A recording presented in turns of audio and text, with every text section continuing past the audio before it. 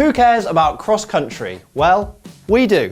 I'm here with MBUK Senior Tech Editor Tom Marvin to bring you all the best from World Cup XC racing, World Cup bike tech, and of course not forgetting the riding on offer. Most of you already know this, but for XC noobs, here's the basics on what cross-country mountain biking actually is. Cross-country is one of the oldest disciplines in mountain biking, offering riders the chance to cover a wide variety of terrain fast. XC bikes are built to be light and responsive, with a short travel fork and short travel or even hardtail frames, and high tech, which is all aimed at boosting efficiency. An XC bike will have fast rolling tyres, lightweight wheels, and geometry which is geared towards going fast uphill as well as down.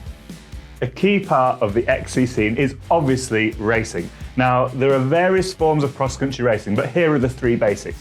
At the biggest end of the scale, cross-country marathon. Now, they go for massive days out, really long courses, 60, 70, 80 kilometres long. Then you've got XC short course, XCC, and this is a short course race, lasts about 15-20 minutes, and this sets the grid for the XCO, Cross Country Olympic, and this is the flagship cross-country race, the one you've probably seen, and of course, is the one that you see at the Olympics. Why is XC so hot right now? Well, let's take a look.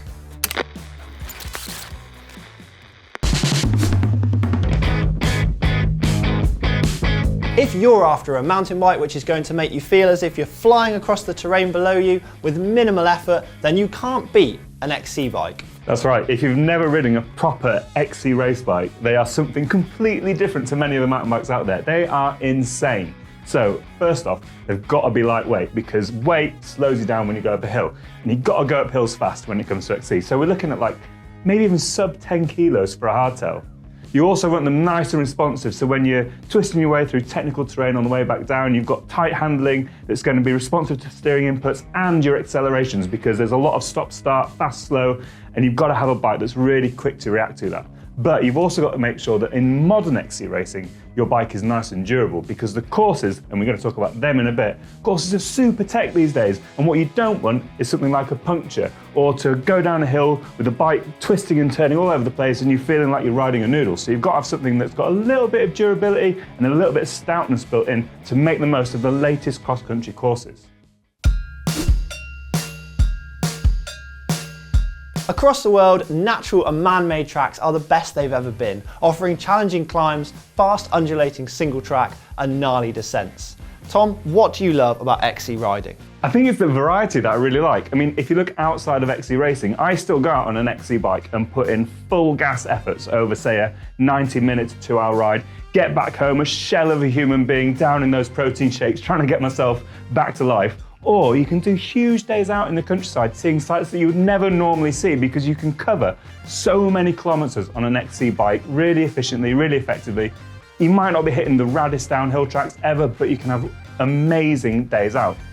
But don't forget about the modern man-made trail centres. If you're at a trail centre or a bike park, you can mix and match your loops. You can go out on a climb, which could even be for an e-bike, so the steepest, gnarliest climbs you can think of, and then when you come back down, you can choose your flavour from mellow to gnarly. Do you want to do a red graded downhill trail on your cross-country bike? The option is there, especially if you're training for racing. But what about racing at the top level? Let's look at the cream of cross-country racing. It's a true test of a rider's fitness, skills, and mental fortitude.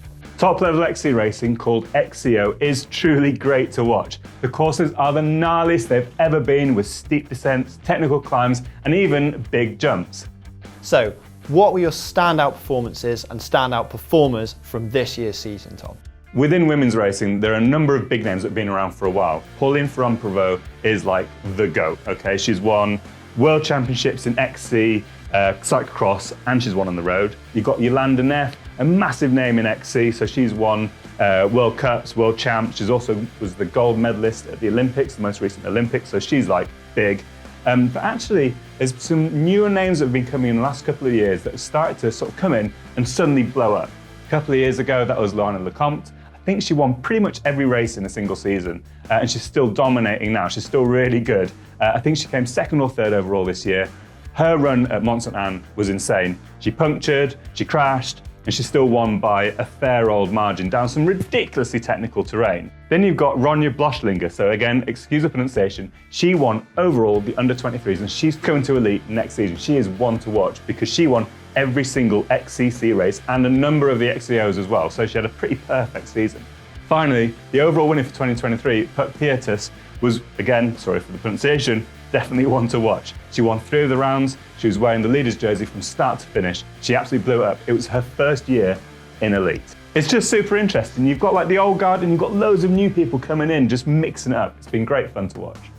That's fantastic. And what about in the men's? What's the theme running through men's XC? The theme running through men's XC is really interesting. Again, there are some big names that have been around forever and they are still dominating. Nino Schurter, right? 10 world champs, 9 World Cups. He won the World Cup season this year again. Like, this man has dominated cross country for over a decade. It's incredible. But there are still loads of big names out there who are still churning out really good results week on week, month on month, year on year. So you've got the likes of Koretsky, Saru, Levins from the US, Schwarzbauer from Germany. All these names are coming in. But what's different, I think, about the men's is that it seems to break into the men's takes a bit more time. In the women's, women seem to come in from under-23s and just blow up in Elite. Men's, it's like there's some consistency there, which is great. However, the only little difference there is you have a couple of riders come in, maybe once or twice a season, just have a little play around in XC and absolutely blow it apart. I know where this is going.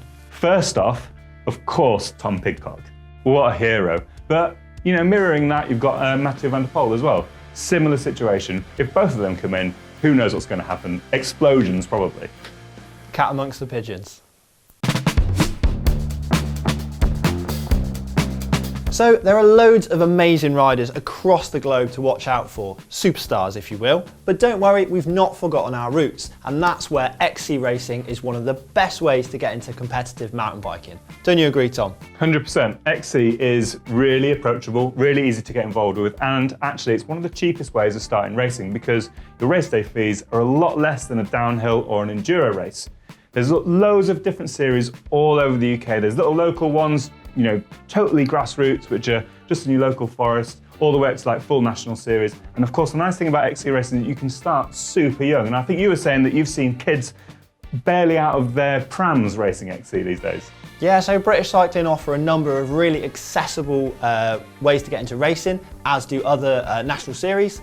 And I've seen parents running around helping their kids and encouraging them to get into racing even before they're on proper mountain bikes.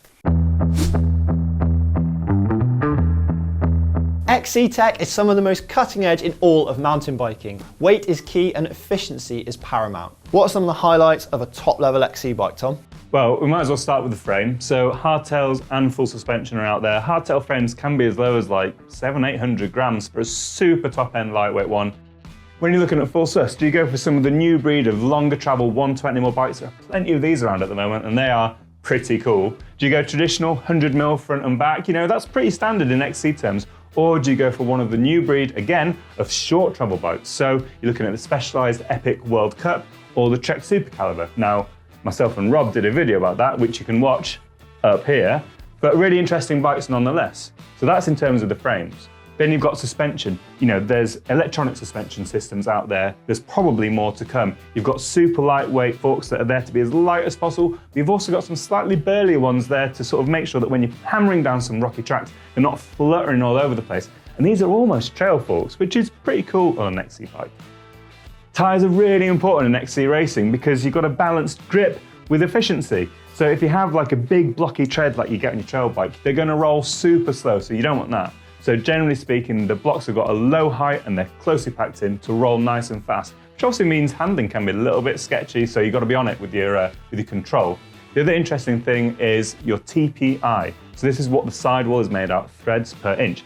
Generally speaking, more threads per inch sounds like it's going to be heavier, but it's not. It's lighter and it makes the sidewall more supple, more able to sort of eke out every little bit of grip. So they're lighter, grippier, but maybe a little bit less puncture resistant. So there's a massive balancing act to be found with tyres in XC.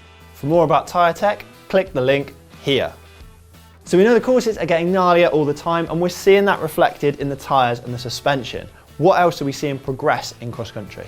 If you look at a cross country race bike that is being launched now, and look at a trail bike from a couple of years ago even, you're seeing a lot of parallels. So head angles, we're talking like 66, 67 degrees on an XC bike these days, which is unheard of a few years ago. We're seeing reaches of like 470, 480 mil for a size large. We're seeing 50 mil stems, 760 bars. The other thing we're seeing is dropper posts. Dropper posts are interesting because they actually weigh quite a bit comparatively to, like a lightweight carbon seat post, which you would normally see in XC. But by getting saddles out of the way nice and low on a technical descent, racers reckon they can go faster down the descent than they would be with a high post, and the weight doesn't slow them down that much on the climb. So you're seeing XC racers with dropper posts in virtually every race now, which means XC droppers are starting to appear. So shorter travel, maybe 60 to 120 mil, smaller, lighter constructions. We're even seeing carbon fiber integrated into some of them. And the most interesting one is BMC's rad dropper. So with a normal dropper, what do? Press the button, sit on your seat, drops it down, stand up, off you go again. Not necessarily the most time efficient way to do things if you could just press a button and your saddle goes down while you still sit up. And that's what BMC's rad dropper does. Tom, can you tell us what we need to look out for from cross country in 2024? Well, the big thing that's happening in 2024, of course, is the Paris Olympics. Now, for some mountain bikers, maybe the Olympics isn't the most important thing ever going on, but it is the only mountain bike event in the Olympics, and the Olympics happens every 4 years, and it's a massive deal globally. What this means is that there might be a little bit more interest from sponsors outside of the core XC sponsors, outside the bike industry, which might be getting involved, which I think could be interesting, even from a World Cup point of view. And also, it's just a massive sporting event that attracts global reach. Viewers from all over the world who maybe wouldn't be watching mountain biking normally are going to be tuning in, and that's pretty cool. Now, as you can tell, I am really excited about XC in 2024. The first rounds start in the 12th of April in Brazil. There's also the second round there as well, and that is really cool.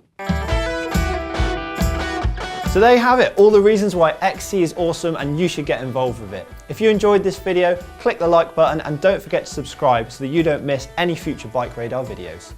Cheers, Tom.